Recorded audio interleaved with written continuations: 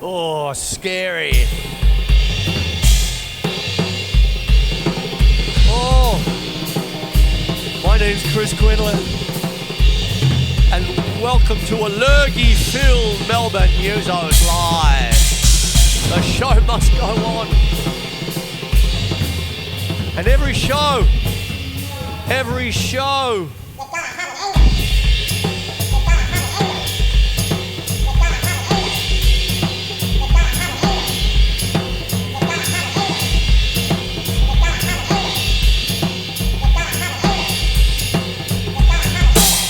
you gotta have an angle. Oh, got there a bit late.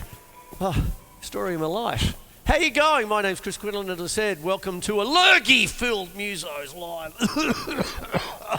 I'm like Muttley. Gotta have an angle.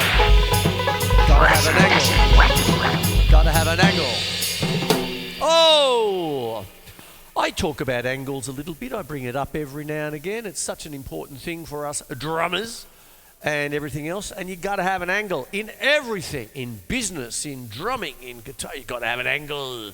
I think I first heard that through Danny Kaye and White Christmas, back when I was a tacker and I was trapped in this room with the family watching White Christmas, and I'm going, where's my Jethro Tull albums? Oh my Lord, where's Frank Zappa when you need him? And I'm dreaming of a white Christmas. But Danny Kaye was so funny, and one of his things was you gotta have an angle. Oh, get it, got it, good. Get it, got it, good.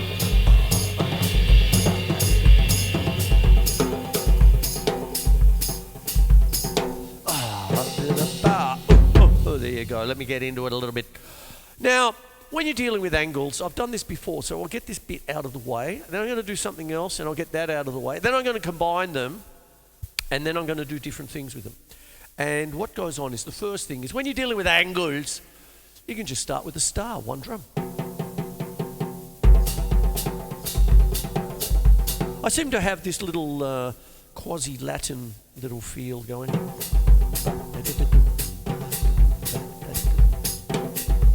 There's your star. One drum.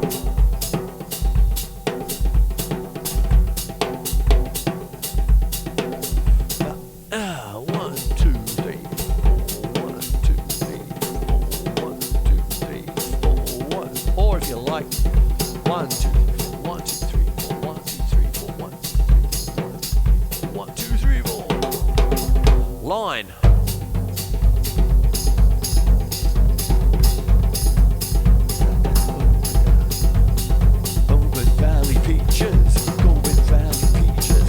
Conga line. A line. 2 points, you see.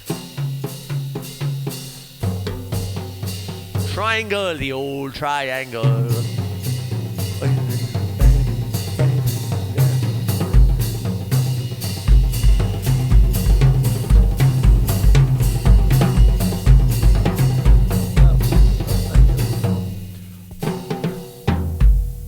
Square. Oh.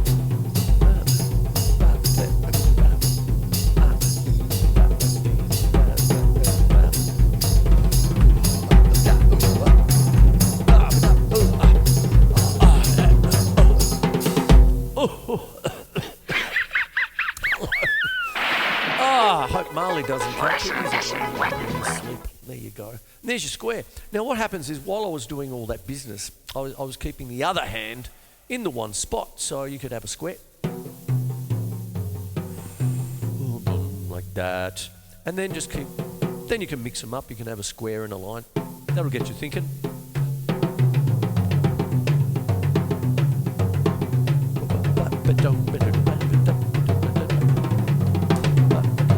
Triangle.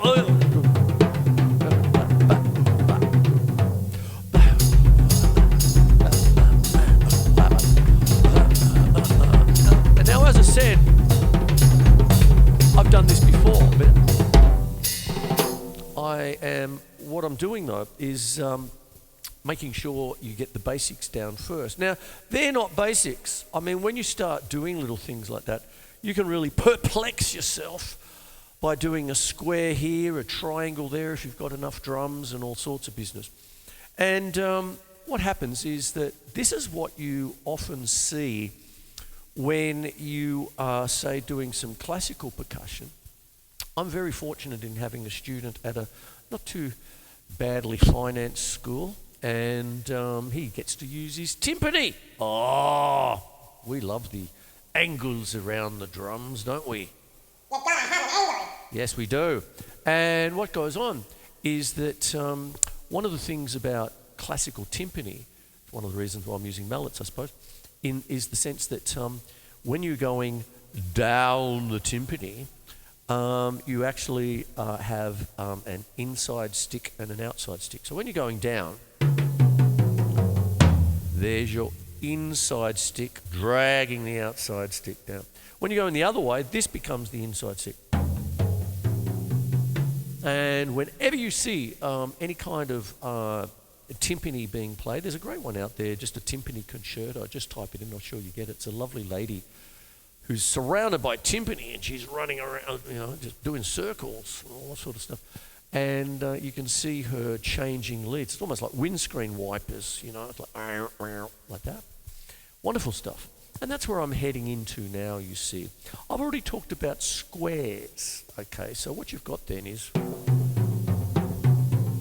if you're going to go the other way, the left hand doing a square,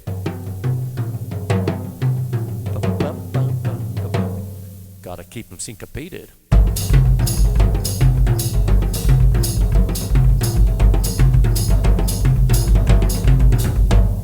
There you go, you see, lots of things like that. Now, one of the great ones, and this is what I grew up with when I had I've already talked about my little star kit with the tinny cymbals. I did that last episode, I believe. And what it was you just had a little humble little 4-piece. Love a nice little 4-piece. But what it is what we had back in the day was a little thing that was called the L shape. And what it was you take an accent study.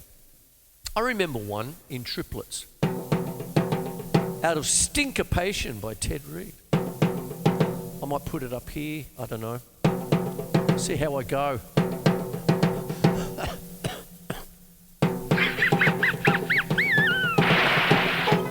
Remember that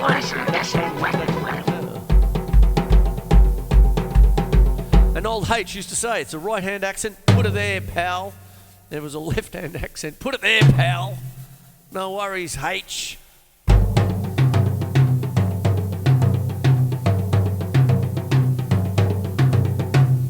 And you could put in a little bit of a Celtic bass drum there.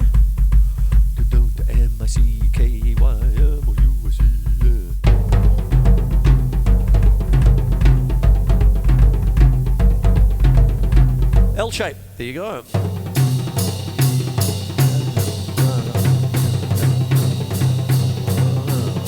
Oh, parody, will get one in there if I can. That's the L shape.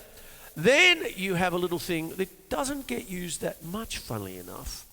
Right side, left side. So you could have...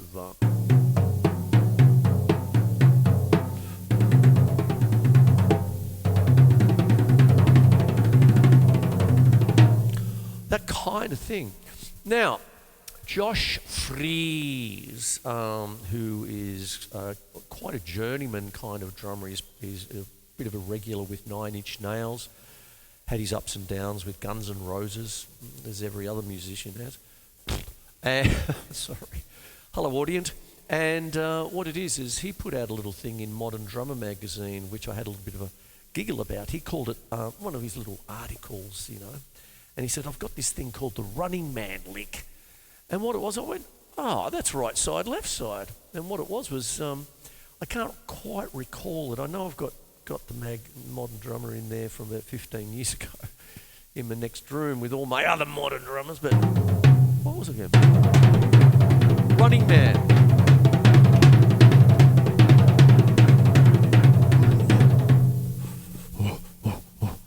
Running Man lick, right side, left side.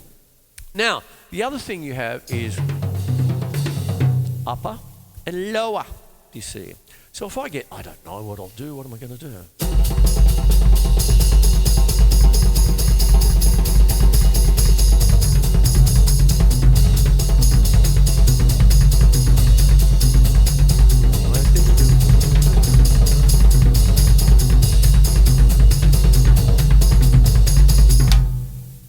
Thank you, rim shot. God help me. All right, there's your upper and lower, you see. I'm going through these fairly quickly because I want to do other things with them, you see.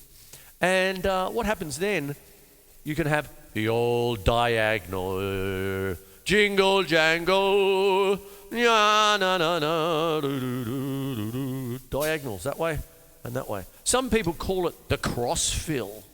I remember having diagonals in my book 2 around in about the mid-90s when my second drum set manual was released way back when. God, that's 30 years ago. I need to lie down. Oh boy. And what happened was I did the diagonals, and then around about 20 years later I saw, was it Drumeo or one of them, the X-Fill. And I'm going, hey, that's mine. I did that. What's going on? Can't help us. But what happens is it's basically, if you just go down the drums like one tap each, that's fine. Do you see?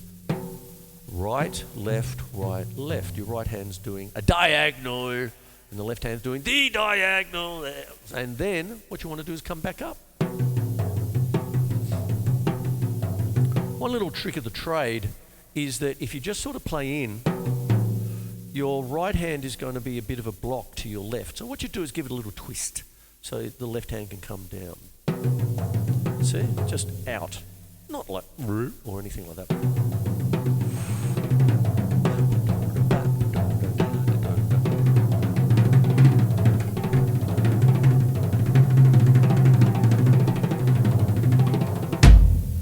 There you go. You see? So you got that. You could do the Celtic bass drum.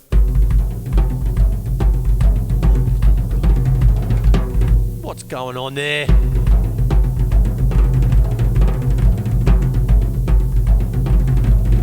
There it is there, you see.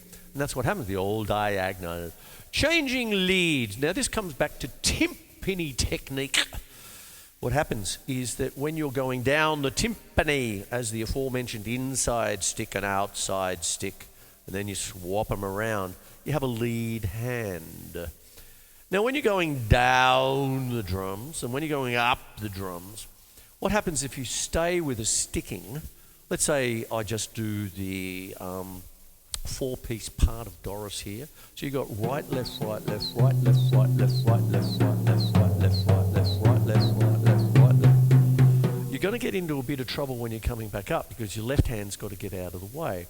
So one of the things that you can do is if you do want to keep it even, put in a double tap at the end, a la paradiddle. Paradiddle. Paradiddle. And it changes the lead hand, right to left or left to right. Hey! Get it? Got it good. Well done. There you go. But if you just want to do it like straight singles, then you would put in an odd number. Okay. So the number shall be 3. 5 is right out. But you must count to 3. No, you can do it. That's Monty Python. You can do anything you want. You can do 5 if you want. So what happens is that if you are going down the drums, we could start here, and you could have 2, 2, 1, 2, 3. Changes the lead hand. Come back up. 1, 2, 3. See what happens? Oh, it's magic, I tell you.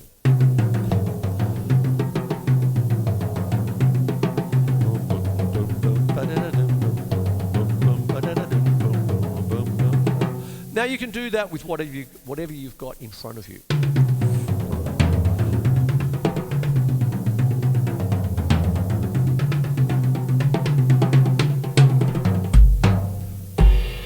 Oop. And then, get it? Got it? Oh, there you go. All right. So there's your changing leads. Now, I'll come back to that because I'll just finish off the angles. Is the glorious crossover, the flashy one. Now what a crossover is say if you're doing that, you're literally crossing over the left stick. So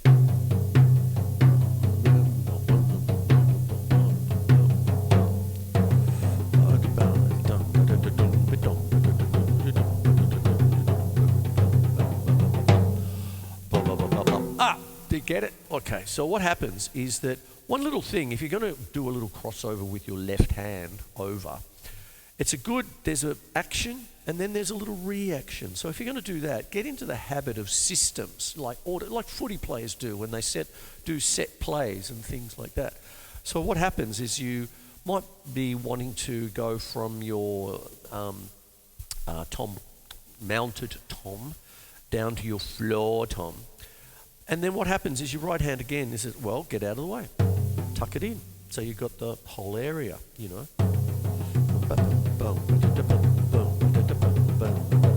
That kind of thing.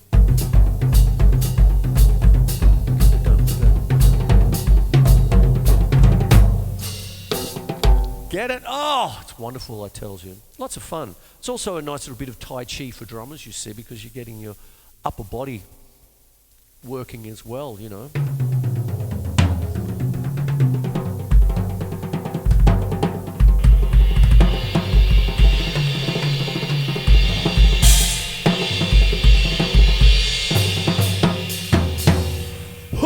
There you go. Now what starts to happen is that when you're doing things like this, there's two things that start to arise, you see. When you're doing regular patterns, they create their own time signatures. So the one that I was doing about changing leads and stuff like that is where I've got 1, 2, 1, 2, 1, 2, 3. There's 7. You see? 1, 2, 1, 2, 1, 2, 3. There's 7. So for all intents and purposes, I'm playing in 7/8. Gina, you love me and you leave me, Tony. Oh, she's beautiful.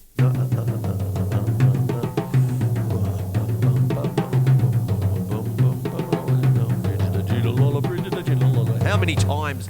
But the thing about it is, it doesn't have to be. You see, what happens is if you're doing just a normal rock beat, I might as well, hello, snares.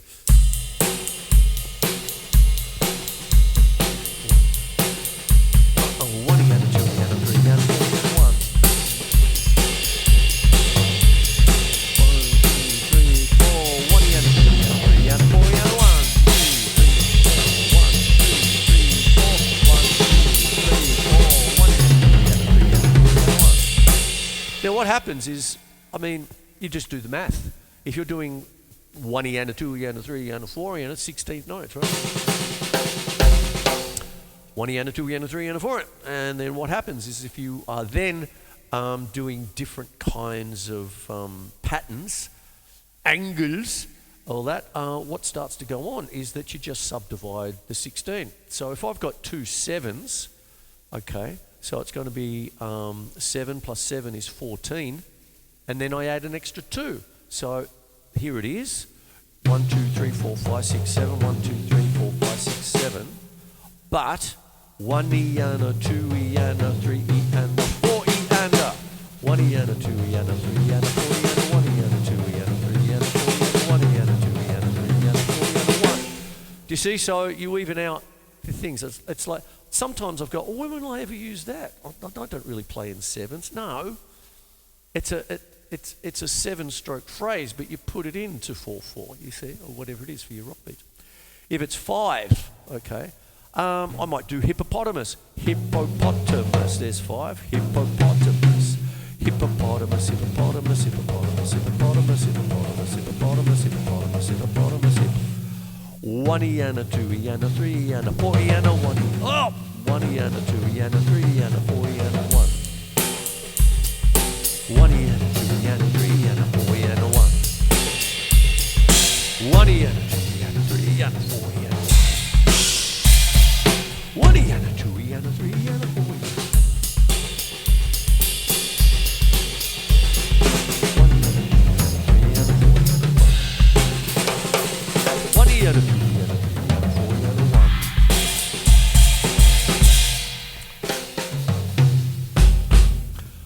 Oi! There we go. How are we going for time? Oh! Okay, so that's what goes on. I better get a wriggle on. So what happens is that when you're playing things like this, some angles create their own kind of tonal kind of melody, depending on what you want to do. You work for it, it works for you. Hello, Muttley.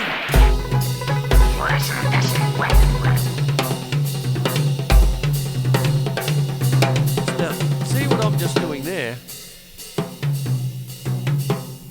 I'm doing a little bit of a dog leg. It's almost a triangle with the left hand.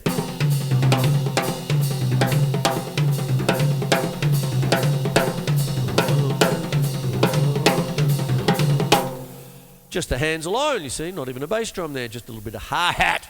And what happens is it creates its own little...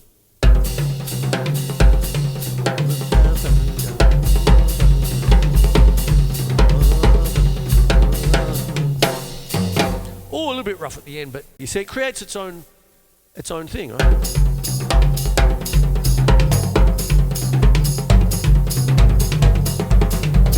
Oh, I'm just fiddling about. And what am I doing there? I've got this bit happening.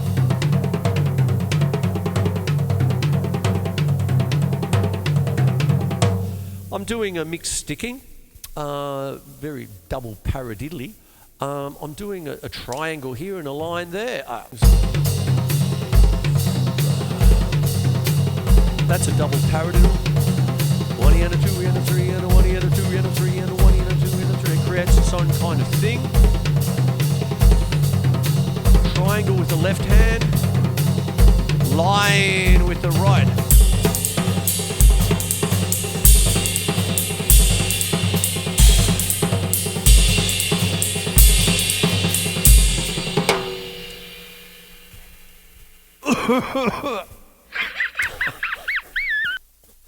Oh, God help me. All right, there it is. Let me go over it. You have a star, meaning one drum. Have a line. It could be other things like...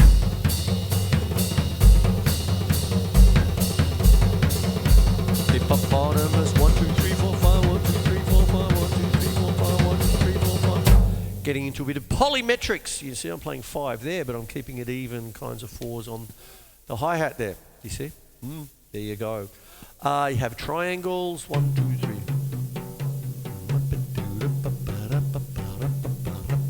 Square.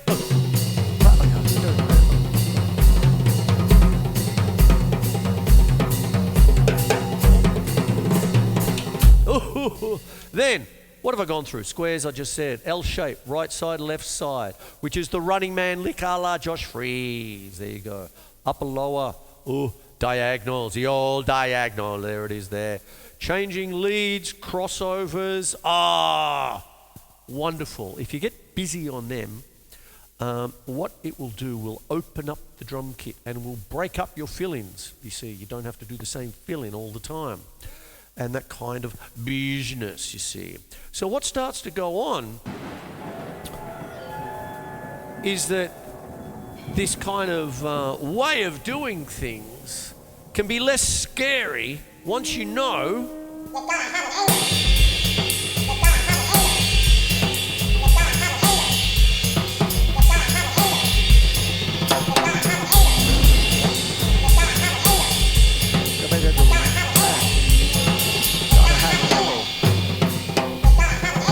my name's Quinlan, and this is all about gotta have an angle.